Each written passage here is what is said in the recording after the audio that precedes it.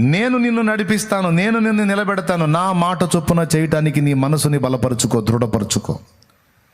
నేను విడిచిపెట్టమన్నదాన్ని విడిచిపెట్టు, నేను చేపట్టమన్నదాన్ని చేపట్టు.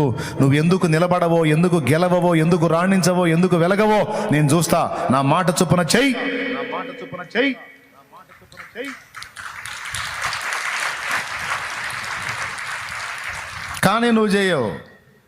నీ మాట దేవుడు వినాలన్న వ్యవహారమే తప్ప దేవుని మాట నువ్వు విని దేవుని మాట చొప్పున చేద్దామని నువ్వు తీర్మానం తీసుకుని అడుగులు వేసే తక్కువ.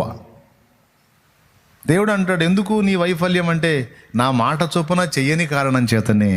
నీ మనసుకు తోచినట్టే చేస్తూ ఉంటావు, అందుకే నా కార్యములన్నీ అగచాట్ల కారణం.